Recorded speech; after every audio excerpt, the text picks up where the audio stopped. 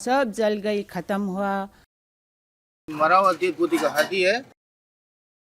एक घर का परिवार सब गुम हो गया, मेरा घर ये था। मार दिया। আসামের কাছাড় সীমানা দিয়ে মণিপুরের জিরিবাম জেলায় ঢুকে পড়া যায়। 2023 সালের মে মাসে যখন মণিপুরের একাধিক জেলায় গৃহযুদ্ধ শুরু হয়, জিরিবাম তুলনামূলকভাবে শান্ত ছিল। কুকি এবং মেইতেইরা পাশাপাশি বসবাস করছিলেন। কিন্তু গত কয়েক মাসে পরিস্থিতি ক্রমশ খারাপ হতে শুরু করেছে। গত জুন মাস থেকে ঘরছাড়া হাজার হাজার মানুষ।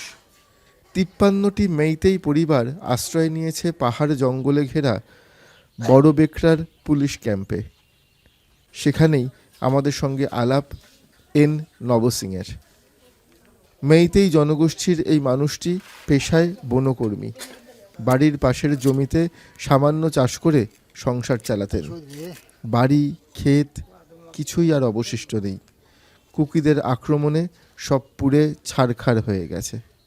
तो वो लोग 6-7 आदमी हाथ में बंदूक लेके आके वो तेल ओल लिया होगा मेरा ख्याल से। मैं रात को मेरे सामने, तो उन लोग के सामने कैसे मैं बता सकता हूँ। तो जलाने का शुरू किया। मैंने भाग के वो लोग को चिल्लाने के बाद वो लोग बंदूक चलाया, तो मैं भी बंदूक को डर के मेरे को जीना है बोल के मैं भी हमारे गांव का तरफ भाग चुका हूँ अंदर में। গত জুন মাস থেকে লাগাতার লড়াই হচ্ছে এই অঞ্চলে। কুকি ও মেইতেই জনগোষ্ঠীর গৃহযুদ্ধ, এলাকা দখলের লড়াই। গত নভেম্বরে সেই লড়াইয়ের শিকার একই পরিবারের 6 জন। তারাও এই পুলিশ ক্যাম্পের শিবিরেই ছিলেন। সামান্য রোজগারের আশায় ক্যাম্পের অদূরে একটি ছোট দোকান বানিয়েছিল পরিবারটি। 11ই নভেম্বর দুপুরে আচমকাই হামলা হয় এলাকায়। গুলি চালাতে চালাতে কুকিদের একটি গোষ্ঠী চলে আসে দোকানের একেবারে সামনে। 3টি শিশুসহ গোটা পরিবারকে অপহরণ করে নিয়ে যাওয়া হয়। দিন কয়েক আগে আসামের বরাক নদীর জলে 8 মাসের শিশুসহ 6 জনের দেহ উদ্ধার হয়েছে। घर जलाने के बाद तो छोड़ो, और एक घर का परिवार सब गुम हो गया, माँ बेटी और छोटा 8 महीना का बच्चा और 100 साल का इतना छोटी बच्चा मार दिया। बहुत मुश्किल बात है, बहुत दुखी बात है, कैसे जिएगा। এরপর থেকে ক্যাম্পের নিয়ম আরও কঠিন হয়েছে। নিরাপত্তারক্ষী ছাড়া দরজার বাইরে পা রাখা নিষেধ উদ্বাস্তু আবাসিকদের।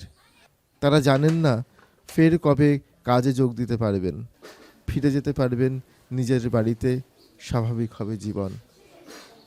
সাংবাদিক দেখে নব পুলিশ এবং সামরিক বাহিনীর কাছে প্রার্থনা করলেন সংবাদকর্মীদের একবার তার বাড়ির জায়গাটি দেখাতে চান। বেশ খানিকক্ষণ আলোচনার পর মঞ্জুর হলো দাবি। বুলেট প্রুফ সাজোয়া গাড়ি এলো। রণবেশে সেই গাড়িতে উঠলেন নিরাপত্তা কর্মীরা। মাঝে বসানো হলো নবকে, সঙ্গী DW।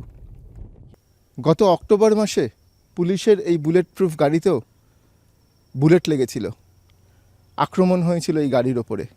আর এই ধরনের বুলেট প্রুফ গাড়ি করেই ক্যাম্পে যারা আছেন তাদেরকে বাইরে নিয়ে যাওয়া হয়, আবার ভেতরে ঢুকিয়ে দেওয়া হয়। স্বাধীনভাবে রাস্তায় চলাফেরা করার সুযোগটুকুও তাদের নেই। যে কোনো সময় প্রাণের হামলা হতে পারে। এনসিং এইভাবেই যাতায়াত করেন নিজের এলাকায় বুলেট প্রুফ গাড়ির ভেতরে। একের পর এক জ্বলে যাওয়া, পুড়ে যাওয়া, ঝলসে যাওয়া বাড়ির পাশ দিয়ে এগিয়ে চলেছে সাজোয়া গাড়ি। উপরে অটোমেটিক রাইফেল নিয়ে সদা সতর্ক জওয়ান। 3 কিলোমিটার এভাবেই চলার পর আমরা পৌঁছলাম নবর বাড়িতে। ধুলোয় মিশে যাওয়া, আগুনে ছাই হয়ে যাওয়া, তিল তিল করে গড়ে তোলা একটা বাসা। मेरा घर ये था, जून में जला दिया। বারবার হাতে ছাই তুলে নিচ্ছেন নব। ছাইয়ের ভিতর সারা বছরের জমিয়ে রাখা ধান খুঁজছেন তিনি। জানেন না আদৌ আর কখনো ফিরতে পারবেন কিনা এখানে, নিজের জমিতে। সন্ধে নেমে আসছে, তাড়া দিচ্ছেন নিরাপত্তা কর্মীরা। পাহাড় ডিঙিয়ে জঙ্গল পেরিয়ে আমাদেরও ফিরতে হবে সভ্যতায়, প্রাণবাজি রেখে। ফিরতি পথে আরেকবার চোখে পড়ল জ্বলে যাওয়া ওই দোকানটা, যেখান থেকে গোটা পরিবারকে তুলে নিয়ে যাওয়া হয়েছিল। এ কোনো যুদ্ধক্ষেত্র নয়, যে জায়গায় আমরা দাঁড়িয়ে আছি তার নাম মণিপুর। চারিদিকে পাহাড় ঘেরা এই অপূর্ব সুন্দর জায়গা গত 1.5 বছর ধরে কার্যত যুদ্ধক্ষেত্রের চেহারা নিয়েছে।